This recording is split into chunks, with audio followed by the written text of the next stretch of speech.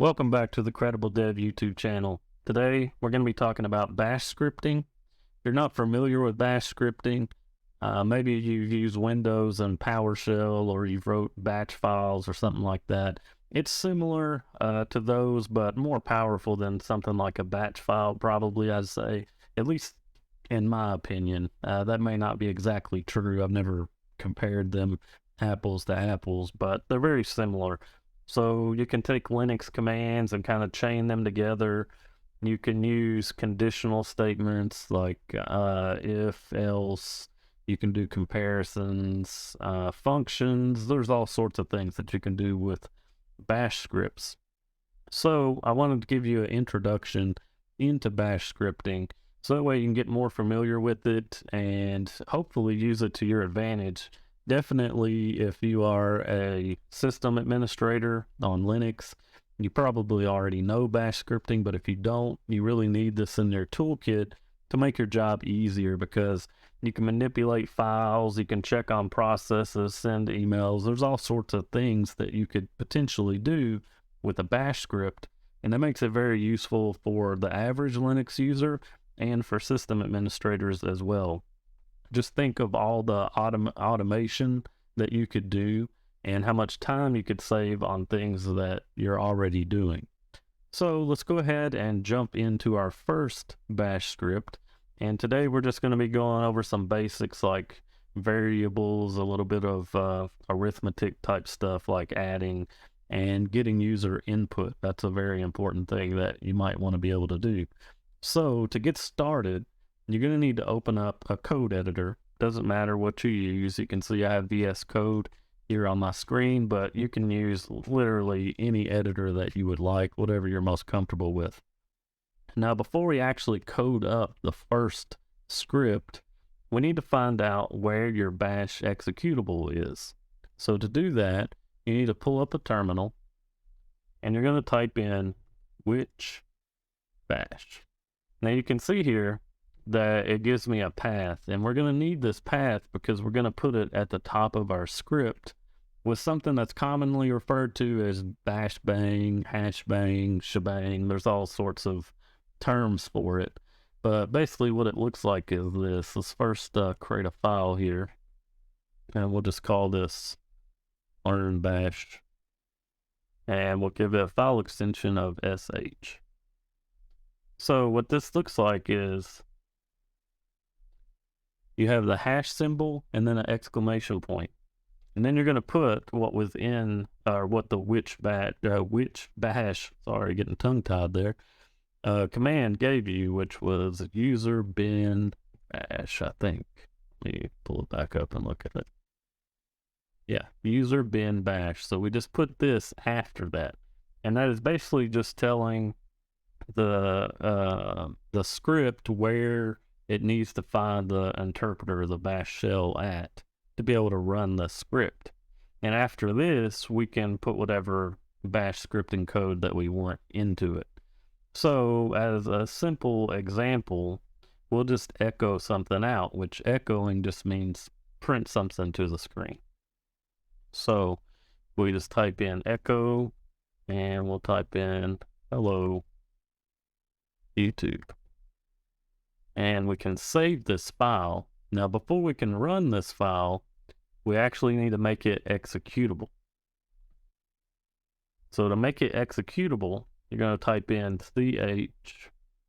chmod plus x, and then the name of your script, and then hit enter. Now we should be able to execute the script and see hello YouTube printed out to the screen. So to execute the script, we're going to type ./ and then the name of the script. And you can use the completion in your shell by starting to type the name of the file and then hit tab, and that finishes the line for you. You just have to make sure that you use the proper case. So I capitalized L, so I have to make sure I capitalize it when I'm typing it. Now on Windows, it isn't too case sensitive, so you could type it however you wanted and it would finish it for you in a command prompt on Windows. But on Linux, things are case sensitive, so you have to make sure you use the proper case. So let's go ahead and hit enter and run it, and we see that it says hello YouTube.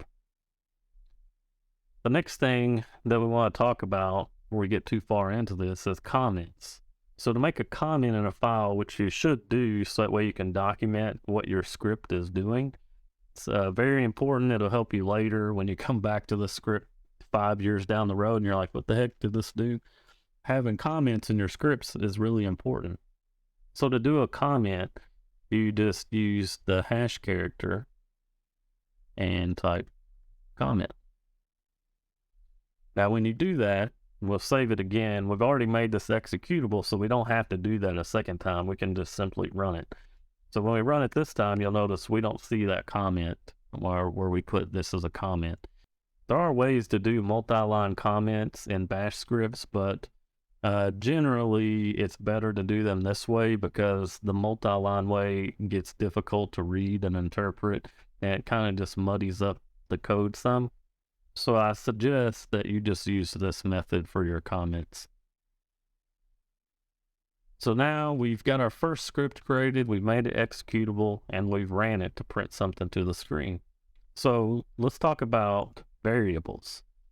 So variables in bash scripting are really simple. You just type the variable name. So we'll say the variable name is user, and we'll set that to the CD or the credibleDEV. And we can also set a number variable. So let's say age. We'll say I'm 99. Now, if we want to print these, we can echo them out just like we did hello YouTube, but we need to make sure that we reference those variables. So to do that, in bash scripting, you use the $sign. In most cases, not every case, there's other methods to doing this, but for what we're doing right now, the $sign is what we'll use. So we'll say hello user, and we'll say, wow, we'll put in our age variable, years old. So now when we run this, we'll go ahead and save that. What we should see printed out to the screen is, of course, this hello YouTube we had in up here, and then this line here with the user replaced with the CD and age replaced with 99. So let's go ahead and run that. And we can see here that the output is exactly like we expected. So that's how you use variables in a very simple manner in bash scripting, and then use those to echo them out. Now, these variables, you can use them in many other places. You know, if you have conditional statements like an if else, you want to pipe it into a function, you want to pipe it into some other existing Linux command, then you can do things like that. So now we want to look at doing a little bit of basic math. Now, in bash scripting, this isn't an all-inclusive list of the operators. There's more out there, and we can cover those later, but the basic ones are just like they are in a lot of other programming languages. So, plus for addition, minus for subtraction. I feel like I'm teaching a basic math class here. And the / is going to be for division, and you use the asterisk for multiplication. If you want to do exponents, you just do 2 of those. And to get the remainder from like division, because if you divide 2 numbers and there is a remainder, then this / isn't going to give you the remainder. It's just going to give you the whole number. So if you need to get the remainder, then you use the %, which is also called the modulus. You'll see that pretty commonly in other languages. So to do math, there's a few different ways that you can handle the actual like addition or subtraction and assigning it to a variable. So one way to do that is, let's say we want to add the numbers 2 and 5, for example. We could say sum equals, and then we need to put a $sign. And then we need 2 parentheses, and then we'll put 2 plus 5 inside of that. So now, if we echo that out, then we should see the number 7.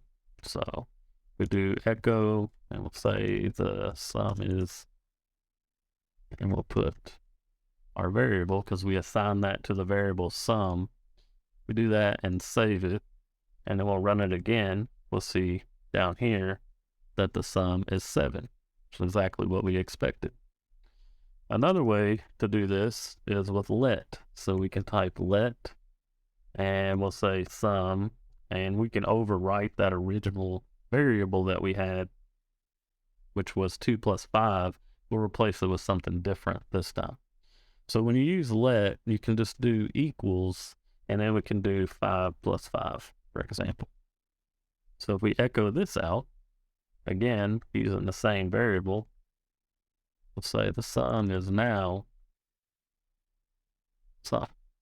We'll save that, run this again, and now we see that the sum is 10 instead of 7, just like we expected. There is one other way, and there may be more, I'm just not familiar with all of them, but this is another way that we can do this.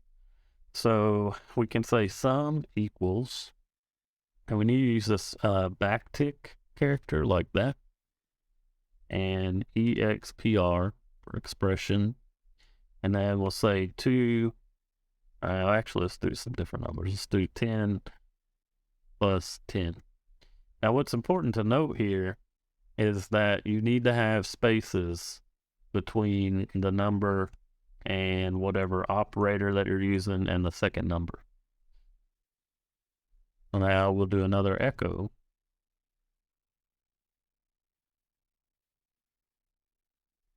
Say the sum is now sum. We'll save that. We'll run that again. And now we see that the sum is now 20. So that's how we can do some basic math. Like I said, you can swap it out with any of those other operators that I was talking about. Now, the next thing that we might want to do is get input from the user. So in order to get input from the user, we use the read command. So if we type in read, and then we also need to use -p, which is going to prompt the user, and we'll say enter a number. We'll put a space there so it looks nice when it comes out. And now we're going to put a variable, which is what variable we want to put this value into. We'll say num1. That's what we'll call our variable. Here we'll do another one to get another number from the user.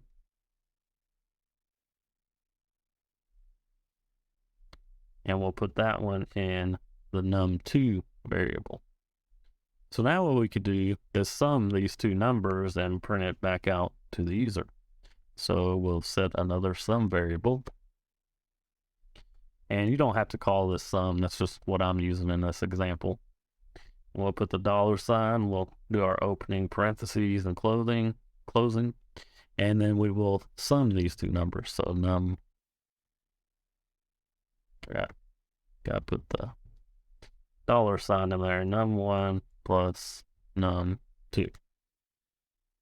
Now we'll echo that out to the user.